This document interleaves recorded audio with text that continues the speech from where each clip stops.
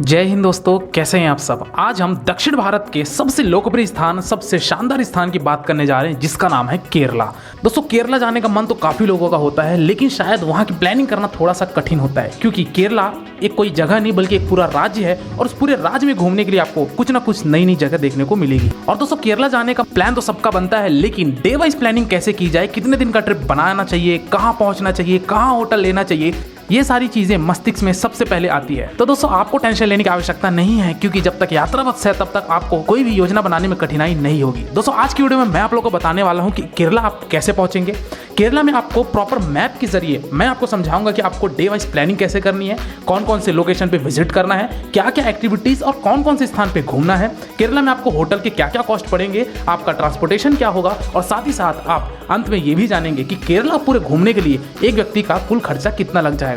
तो दोस्तों, बने रहिए मेरी वीडियो में, एक एक करके सारी बातों को मैं विस्तार पूर्वक वर्णन करूंगा, जिसमें आपको पूरे केरला राज्य को घूमने के लिए काफी सहूलियत मिलेगी और आपका खर्चा भी कम आएगा। तो बिना विलंब किए प्रारंभ करते हैं सबसे पहले कि केरला में हमको कौन कौन से लोकेशन पे घूमना है, और ये है आपके सामने मैप। सबसे पहले आपको आना है कोच्चि, और कोच्चि से फिर आपको जाना है मन्नार। मन्नार घूमने के बाद आपको जाना है टेकड़ी। टेकड़ी से घूमने के बाद आपको आना है एलेपे। एलेपे से घूमने के बाद आप चाहे तो कोच्चि आकर अपनी रवानगी ले सकते हैं, लेकिन अगर आप कोच्चि चले जाएंगे तो आपका छूट जाएगा तिरुवनंतपुरम, जो कि केरला का कैपिटल है, जिसको त्रिवेंद्रम भी शॉर्ट में बोला जाता है। तो यहाँ पे मैं आपके पास दो विकल्प रखूंगा। पहला तो ये कि एलेपे से आप कोच्चि आ जाइए और कोच्चि से अपनी ट्रेन फ्लाइट जो भी है आपकी पकड़ के अपने अपने शहर के लिए निकल जाइए, या फिर अगर आप त्रिवेंद्रम भी आना चाहते हैं तो वहां से आप आ जाइए त्रिवनंतपुरम यानी कि त्रिवेंद्रम, और वहां घूमिए, और त्रिवेंद्रम से आप अपनी फ्लाइट या फिर अपनी ट्रेन ले सकते हैं, ताकि आपका त्रिवेंद्रम भी कवर हो जाए। अब एक एक करके मैं पॉइंट टू पॉइंट आपको मैप के जरिए और आपको डे वाइज प्लानिंग बताऊंगा कि कैसे कैसे आपको वहां पे घूमना है और कहां कहां कितने कितने दिन का स्टे करना है। सबसे पहली चीज तो ये कि आपको केरला आने के लिए 10 दिन का प्लान बनाना पड़ेगा, क्योंकि 9 से 10 दिन आपको डेफिनेटली केरला लग ही जाएगा। वही अगर आप बारीकी से हर एक चीज एक्सप्लोर करना चाहते हैं तो फिर वो आपके ऊपर है, चाहे आप 15 दिन ले लीजिए, चाहे आप वो 20 दिन ले लीजिए। क्योंकि वैसे कहना चाहिए कि केरला को आपको महीने भर भी लग जाएंगे पूरा घूमते घूमते, बट महीने भर घूमेंगे तो हमको अपना बजट भी देखना पड़ेगा। एनीवे, सबसे पहले आपको आना है कोच्चि, और कोच्चि से ही हमारी यात्रा प्रारंभ होगी। कोच्चि आने के लिए अब यहाँ पे 3 ऑप्शन है। पहली ऑप्शन तो ये कि अगर आप फ्लाइट से आ रहे हैं तो आपको कोच्चि में इंटरनेशनल एयरपोर्ट मिल जाएगा, वहां आ जाइए आप। और दूसरा आपका, अगर आप ट्रेन से आ रहे हैं तो वहां पे आपका सबसे नियरेस्ट रेलवे स्टेशन है, वो है आपका एर्नाकुलम रेलवे स्टेशन। तो आप एर्नाकुलम आ जाइए। बहुत ही बड़े बड़े शहरों से एर्नाकुलम के लिए ट्रेनें हैं, अगर नहीं है तो फिर आप ब्रेक जर्नी करके भी एर्नाकुलम रेलवे स्टेशन तक पहुंच सकते हैं। तीसरा ऑप्शन है आपका बाई बस का। कोच्चि के लिए आपको बेंगलोर, हैदराबाद, कन्याकुमारी, त्रिवेंद्रम, मदुरई, हर जगह से आपको डायरेक्ट बस फैसिलिटी मिलेगी, चाहे वो आपकी प्राइवेट बस हो चाहे वो आपकी गवर्नमेंट बस हो। तो दोनों ही प्रकार के आपको बसेस अवेलेबल हो जाएंगे विभिन्न राज्यों से, विभिन्न शहरों से। तो दोस्तों, ये बातें थी कि आपको कोच्चि आना है, और कोच्चि में आप जिस दिन आएंगे उस दिन तो आप स्टे करिए ही और वहाँ के लोकल साइट सीइंग घूमिए। अब एर्नाकुलम में भी आपको दोस्तों घूमने के लिए बहुत सारी जगह है, यानी कि कोच्चि कहिए या फिर उसी का नाम है एर्नाकुलम। तो एक प्रकार से वो दोनों ही टूरिस्ट स्पॉट है। तो आप कोच्चि में यहाँ घूमिए, वहाँ पे बीच है तो बीच में भी आप जाके आनंद ले सकते हैं, कुछ समय वहाँ व्यतीत कीजिए। वहाँ के आप लोकल साइट सीइंग घूमिए, और साथ ही साथ वहाँ पे वास्को डी गामा का मकबरा भी है, जो कि एर्नाकुलम में ही है, तो वो भी आप जा सकते हैं। और भी वहाँ जितने भी लोकल साइट सीइंग है वो सब आप ऑटो टैक्सी के द्वारा घूम सकते हैं। तो दोस्तों, ये सारी चीजें कोच्चि की बातें थी। अब बात करते हैं कि आपको कोच्चि में स्टे कहाँ करना है। तो दोस्तों, जो एर्नाकुलम रेलवे स्टेशन है तो वहीं पे आप स्टेशन के बाहर भी अपना स्टे ले सकते हैं, या नहीं तो चाहे आप कोच्चि के मेन मार्केट में भी आके आप अपना स्टे बना सकते हैं। या फिर अगर आप थोड़ा माहौल वाला जगह चाहते हैं या जिसका सीन अच्छा हो, तो फिर आप बीचेस के पास भी आपको ढेर सारे रिजॉर्ट्स और होटल देखने को मिल जाएंगे। थोड़े से आपके कॉस्टली पड़ेंगे तो आप वहां भी रुक सकते हैं। होटल की अगर मैं कॉस्ट की बात करूँ तो ये आपका 1500 रुपए से लेकर 2000-3000 रुपए तक के आपको होटल देखने को मिल जाएंगे, तो आप वहां स्टे बना सकते हैं। डे नंबर 2 पे दोस्तों, अगर आपके कुछ लोकल साइट सीइंग बचे हुए हैं, हो सकता है कि आप डे नंबर 1 पे नाइट के समय पे आ रहे हैं, तो फिर आपके सारे लोकल साइट सीइंग बचे रहेंगे। तो डे नंबर 2 पे वो सब कवर करके लगभग 10 से 11 बजे के आसपास आपको अब निकलना है मन्नार के लिए, यानी कि डे नंबर 2 पे आप मन्नार के लिए रवानगी लेंगे। मन्नार के लिए आपको दोस्तों जो डिस्टेंस है कोच्चि से, वो आपकी 130 किलोमीटर की पड़ जाती है, और ये 130 किलोमीटर तय करने के लिए आपको 4 घंटे लगेंगे। और ये 4 घंटे की यात्रा आप या तो बस के द्वारा तय कर सकते हैं, या फिर आप वहां पे कार हायर करके भी घूम सकते हैं। दोस्तों, कार हायर मतलब यहाँ पे कार रेंट पे लेने की मैं बात कर रहा हूँ। कॉमर्शियल कार वहाँ रेंट पे मिलती है कोच्चि में, तो वो आप हायर करके भी इन सारी जगहों को 8 से 10 दिन घूमने के बाद वापस आप कोच्चि में उस एजेंट को दे सकते हैं। कोच्चि में आपको बहुत सारे वहाँ पे ट्रैवल एजेंट मिल जाएंगे जो कि आपको कार प्रोवाइड करते हैं। एक दिन का जो कॉस्ट होता है कार का वो होता है 2500 से शुरू होता है, 2500, 3000, 4000 ऐसे इसके रेट्स आते हैं। ये डिपेंड करता है कि आप कौन सी कार ले रहे हैं और साथ ही साथ आप कौन सी मॉडल ले रहे हैं। तो ये आप कार के माध्यम से भी घूम सकते हैं और चाहे तो आप बस के माध्यम से घूम सकते हैं, या नहीं तो आप पर्सनल टैक्सी करके भी मन्नार पहुंच सकते हैं। तो दोस्तों डे नंबर 2 में 4 घंटे ये यात्रा करने के बाद आप पहुंचेंगे मन्नार। अब मन्नार में आपको 2 दिन का स्टे बनाना पड़ेगा क्योंकि मन्नार में जो लोकल साइट सीइंग है, जो पॉइंट्स हैं, जो स्पॉट्स हैं, वो बहुत ही ज़्यादा घूमने लायक है। मन्नार जो फेमस है दोस्तों वो है आपके टी गार्डन के लिए, यानी कि चाय के बागान। तो वहाँ आप मन्नार में घूमिए, यहाँ की वादियों का आप आनंद उठाइए। बहुत ही शानदार यहाँ हरियाली, सीन, नज़ारे, ये सारी चीज़ें आपको मन्नार में देखने को मिलेंगी। अब बात करते हैं दोस्तों कि मन्नार में डे 2 और आपको जो डे 3 में भी आप वहीं रुकेंगे, तो इन दोनों जगह पे आपको कौन कौन से लोकल साइट सीइंग कवर करने हैं, तो मैं आपको यहाँ पे नाम बता देता हूँ। मन्नार में सबसे पहले तो है टाटा टी म्यूजियम, तो वहाँ जा सकते हैं, जो कि वहाँ पे चाय पत्ती का म्यूजियम है, तो वहाँ जा सकते हैं। साथ ही साथ यहाँ पे है फ्लावर गार्डन, लोखंड ट्री फैक्ट्री, यहाँ भी जा सकते हैं। मट्टूपेट्टी डैम, यहाँ भी जा सकते हैं, बहुत ही शानदार डैम है ये, तो यहाँ एक बार जरूर जाइएगा। इको पॉइंट टॉप स्टेशन, जिसको highest point in the Mannar भी कहा जाता है, तो आप यहाँ भी जाइए टॉप पॉइंट में भी। कुंडाला लेक, यहाँ भी आप जा सकते हैं और यहाँ बोटिंग भी कर सकते हैं। अगर आप कुंडाला लेक में बोटिंग करना चाहते हैं मन्नार में, तो आप यहाँ बोटिंग भी कर सकते हैं। और आपका एक आता है हनी बी ट्री। तो दोस्तों ये सारी चीज़ों को घूमने के लिए आपको 2 दिन लग जाएंगे, यानी कि डे नंबर 2 और डे नंबर 3 आप मन्नार में रहिए, वहाँ स्टे करिए। यहाँ भी आपको होटल के कॉस्ट लगभग यही 1500-2000 रुपये मिलेंगे। तो आप यहाँ रहकर 1 दिन का स्टे लीजिए नाइट में और 2 दिन आप ये मन्नार को एक्सप्लोर कीजिए। दोस्तों यहाँ पे मैंने खाने पीने की बात नहीं की थी, तो खाने पीने की दोस्तों आपको यहाँ पे बहुत सारे ऑप्शन मिल जाएंगे। वहाँ के साउथ इंडियन डिशेस आप जरूर लीजिएगा और इसके अलावा कोई आप खाना मत खाइएगा, क्योंकि साउथ इंडियन फूड काफी ज्यादा वहाँ स्वादिष्ट भी होता है और साथ ही साथ वहाँ की जो डिशेस हैं उनकी बात कुछ अलग ही है। तो दोस्तों आप वहाँ भोजन कर सकते हैं, नॉन वेज और वेज दोनों ही प्रकार के आपको वहाँ खाना मिलते हैं, तो आपको किसी भी तरीके की फूड से रिलेटेड प्रॉब्लम नहीं होगी। दोस्तों आगे बढ़ने से पहले ये भी बात कर लेते हैं कि वहाँ पे भाषा संबंधित क्या समस्या होती है। तो दोस्तों केरला में आपको जो लोकल लैंग्वेज मिलेगी वो चलती है मलयालम। तो दोस्तों मलयालम तो चलती है, लेकिन आप हैं हिंदी वाले या फिर अगर आप हैं इंग्लिश वाले, तो इंग्लिश वालों के लिए तो कोई दिक्कत नहीं होगी, लेकिन हिंदी वालों के लिए भी उतनी समस्या नहीं होगी,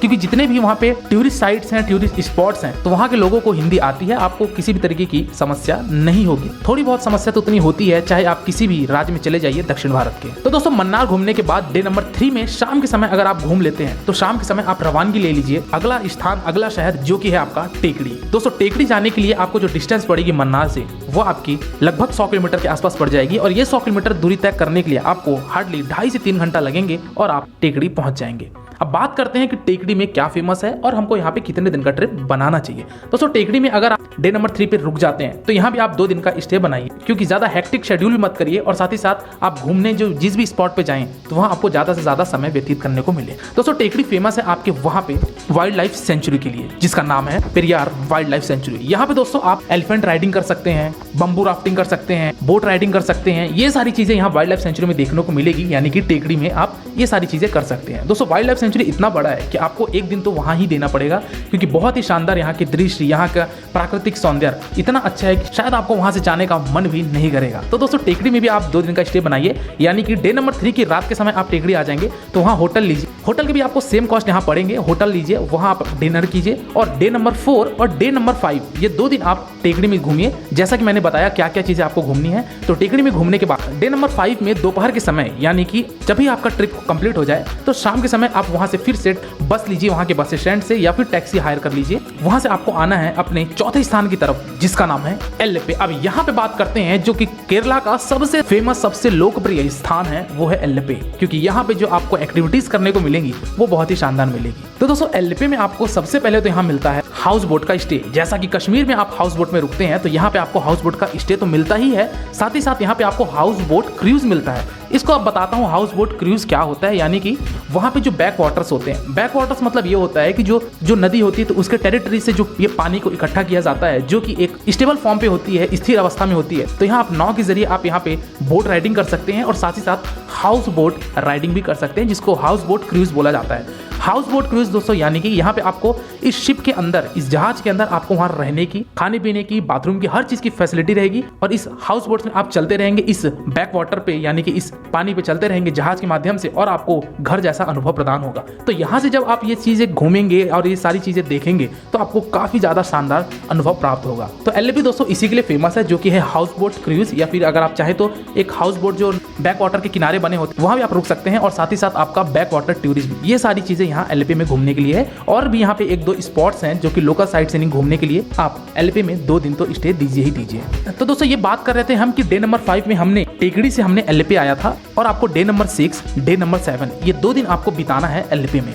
दोस्तों यहाँ पे जो हाउस बोट क्रूज है, यानी कि जो जहाज वाला जो हाउस बोट अगर आप लेते हैं तो इसका जो कॉस्ट होता है वो होता है 4,000, 4,500, 5,000 रुपए, और ये आपको 4 से 5 घंटे का ट्रिप होता है। वही अगर आप नाइट स्टे करना चाहते हैं तो नाइट स्टे भी कर सकते हैं, पूरी रात भी आपको ये सुविधा मिलेगी, लेकिन उसके कॉस्ट थोड़े से ज्यादा हो जाते हैं। तो दोस्तों अगर आप इसमें अनुभव लेना चाहते हैं तो आप सस्ते वाले में जा सकते हैं, जिसमें टाइम पीरियड कम होता है, वो आपको थोड़ा सस्ता पड़ेगा। और इस हाउस बोट से पूरे बैक वाटर का, पूरे एलएपी केरला का आप जरूर ये नजारा देखिएगा। दोस्तों यहाँ पे बहुत फेमस बीच भी है, तो वहाँ बीच में भी जाके आप कुछ समय एक्सप्लोर कर सकते हैं। तो डे नंबर 6 और डे नंबर 7 आपके लिए एलएपी के लिए रिजर्व हो गया।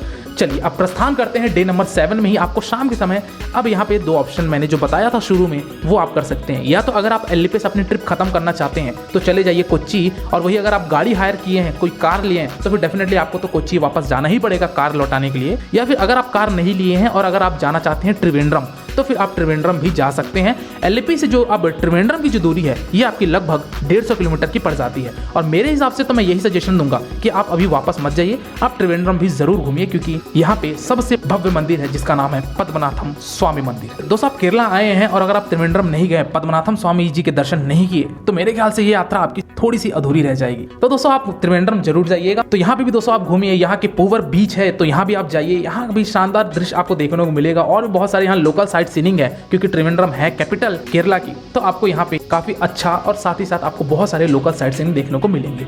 तो दोस्तों आप त्रिवेंद्रम में रहिए, और त्रिवेंद्रम से आप 2 दिन यहाँ एक्सप्लोर कर लिए, यानी कि डे नंबर 8 और डे नंबर 9 ये 2 दिन आप एक्सप्लोर कीजिए। एक दिन तो आपको लगेंगे पद्मनाभम स्वामी मंदिर दर्शन करने के लिए और वहाँ की जो मेन बीचेस हैं तो वहाँ आप समय व्यतीत कीजिए। दूसरे दिन आप वहाँ ऑटो टैक्सी करके आप सारे जगहों पे लोकल साइट सीइंग कर सकते हैं त्रिवेंद्रम के आसपास वालों जगहों के, और वहाँ से आप अपनी रवानगी ले सकते हैं। अगर आपका ट्रिप लंबा है तो कुछ टूरिस्ट ही त्रिवेंद्रम से निकल जाते हैं नागरकोइल होते हुए कन्याकुमारी, लेकिन कन्याकुमारी की बात मैं नहीं कर रहा हूँ, क्योंकि आज मैं केरला ट्रिप की बात कर रहा हूँ। तो त्रिवेंद्रम से आपकी यात्रा या तो खत्म कर दीजिए, या फिर अगर आपका प्लान लंबा है तो फिर आप जा सकते हैं कन्याकुमारी। तो दोस्तों त्रिवेंद्रम में यानी कि तिरुवनंतपुरम में ही रेलवे स्टेशन है त्रिवेंद्रम नाम से, तो वहां से आप अपनी ट्रेन ले लीजिए और आप अपने अपने शहर के लिए रवानगी ले लीजिए। और त्रिवेंद्रम में ही आपके तिरुवनंतपुरम इंटरनेशनल एयरपोर्ट है, तो वहां से आप अपनी फ्लाइट भी ले सकते हैं अगर आपका mode of transportation by air है। तो चलिए दोस्तों अब बात करते हैं कि जो केरला आने के लिए आपका जो बेस्ट समय है वो कौन सा है। तो दोस्तों यहाँ पे जो केरला आने के लिए आपका जो बेस्ट समय है वो मैं आपको 2 तरीके से बताऊंगा। पहला तो ये कि अगर आप ऑन सीजन में आना चाहते हैं, ऑन सीजन मतलब अक्टूबर से लेकर मार्च तक का जो समय होता है केरला का वो बहुत ही शानदार होता है, क्योंकि यहाँ पे आपको गर्मी नहीं मिलती है, साथ ही साथ यहाँ का जो इन्वायरमेंट होता है वो भी बहुत शानदार होता है। तो ये जो समय होता है अक्टूबर से लेकर मार्च तक का वो आपका ऑन सीजन होता है। यहाँ पे आपको थोड़ा बहुत बजट ज्यादा मिलेगा अगर आप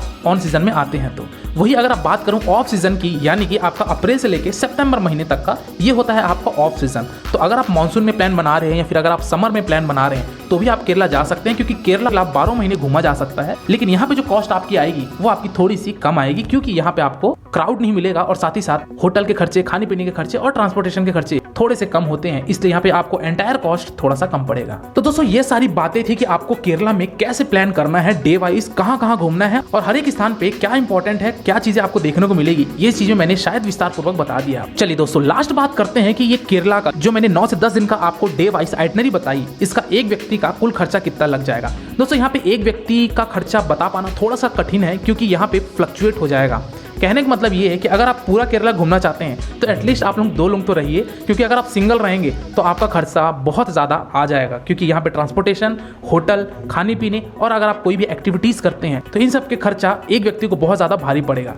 तो बेटर ये है कि अगर मैं पर्सन का कॉस्ट बताऊं तो मान के चलिए अगर आप कपल्स हैं या फिर अगर आप बैचलर भी हैं, स्टूडेंट भी हैं, तो मान के चलिए कि आपका जो 2 व्यक्ति का खर्चा आएगा पूरे इस 9 से 10 दिन केरला घूमने के लिए, वो आपका लगभग 50,000 रुपए के आसपास आ जाएगा, यानी कि एक व्यक्ति का 25,000 रुपए कहा जा सकता है। दोस्तों इस फेयर में मैंने कौन कौन से कॉस्ट को इंक्लूड किया है ये भी आप जान लीजिए। सबसे पहली चीज तो वहां के होटल के खर्चे, खाने पीने के खर्चे और आपके जो भी ट्रांसपोर्टेशन होंगे, चाहे आप बस से आइए चाहे आप टैक्सी बुक करके आइए, इसके कॉस्ट, और साथ ही साथ अगर आप जो भी एक्टिविटीज करते हैं तो एक्टिविटीज के कॉस्ट को भी मैंने यहाँ पे इंक्लूड किया है और आपके एंट्री फीस को भी मैंने यहाँ पे इंक्लूड किया है। तो इन सब कॉस्ट को अगर मिलाया जाए 2 व्यक्ति का जो खर्चा आएगा वो लगभग 50,000 रुपए आ जाएगा। इस फेयर में मैंने इंक्लूड आपके ट्रेन की टिकट और आपके फ्लाइट की टिकट, और अगर आप कोई चीज शॉपिंग करते हैं तो इन सबको कॉस्ट को मैंने इंक्लूड नहीं किया है। तो दोस्तों ये था आपका केरला ट्रिप का एक संपूर्ण वर्णन। दोस्तों केरला ट्रिप में मैंने जितने भी स्थान बताए हैं, आने वाले समय पे आपको यात्रावश पे हर एक लोकेशन की पर्टिकुलर वीडियो मिल जाएगी कि आपको कौन सी जगह पे रुकना है, कौन कौन से साइट सीइंग करनी है, क्या आपको देखने को मिलेगा। इन सारी जगहों को आपको मैं सेपरेट वीडियो भी दूंगा, लेकिन आज के वीडियो में आपको ये केरला ट्रिप का एक संपूर्ण वर्णन था। इसके बाद भी अगर आपको कोई डाउट है या फिर अगर आपको कोई क्वेरी है तो आप मेरे इंस्टाग्राम यात्रावश आईडी में विजिट करके जो भी आपका प्रश्न है वो मेरे सामने प्रकट कीजिए।